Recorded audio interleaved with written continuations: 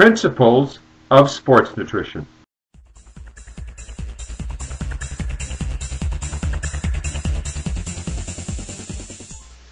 Healthy aging. Well, let's talk about health. Health is more than the absence of disease. It's a state of mind. It is also the presence of function. This is what functional medicine is all about. It's about testing for function. It's about understanding the relationship between wellness and function and its presence. If you're not sure how well you can function, the next step is to have a fitness assessment. Test for muscle strength, muscle endurance, test your flexibility. Let's look at your VO2 max. The stats don't lie, the facts don't lie. It is what it is. And normally what we see is a great decline in functional performance as people age. And the main reason why it declines is because people are not doing what it takes to manage and maintain function. Let's also get one thing straight. Health is a choice. The work is something that you can choose to do or completely avoid.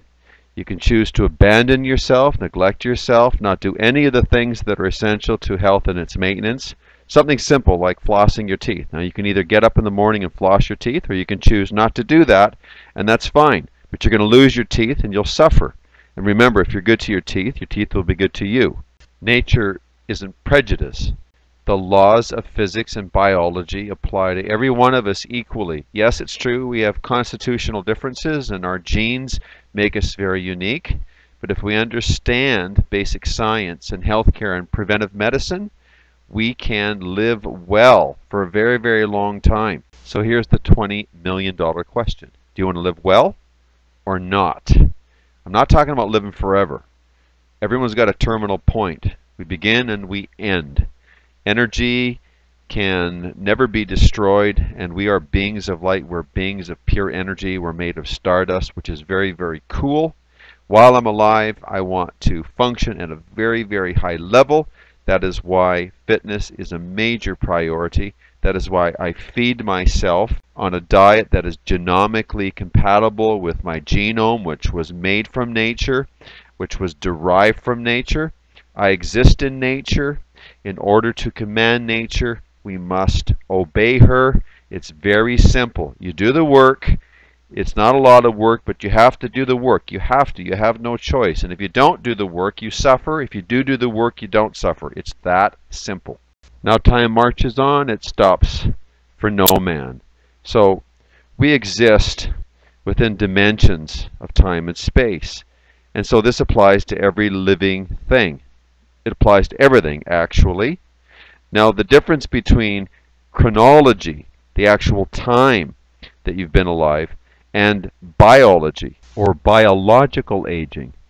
This concept is really important to understand because everyone begins in the same way, relatively speaking, in relation to time, and we enter into the dimension of time and we begin to age, and then we also understand and experience something called damage. Nobody dies of old age. Everyone dies of damage. And the point here that I want to make is that healthy aging is about trying to minimize the amount of damage that occurs on a cellular level. You're only as healthy as your individual cells, and there is evidence, there is a science to anti-aging, it's called. We prefer to use, or we use healthy aging. But the idea then is to try through fitness and exercise and taking dietary supplements and getting appropriate amounts of sleep and rest and living well is to try and minimize the amount of damage so that the quality of your life is high.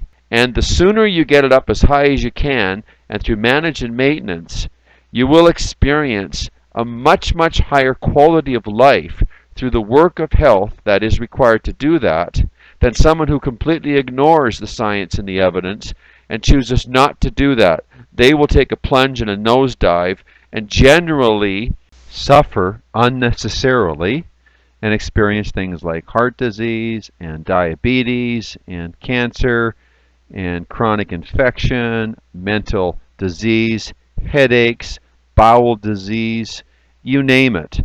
All of these things are aberrations of health. They're not supposed to be present in a highly functional body. Now, to live well and minimize the hazards of premature aging and all of the damage associated with what we see in people that we think of premature aging, we've got to hydrate well, we've got to rest, we've got to get appropriate sleep. There's just so much value in getting a good sleep, and so many people are sleep deprived.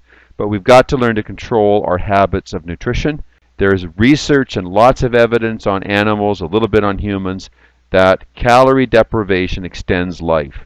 That if you reduce the intake of calories or energy, but also increase the intake of dietary supplements, things like magnesium and vitamin C and vitamin E and all of the essential nutrients, as we age, we lose the capacity to generate much of what we could when we were younger. Of course, stress is a huge factor, and that's primarily a psychological issue.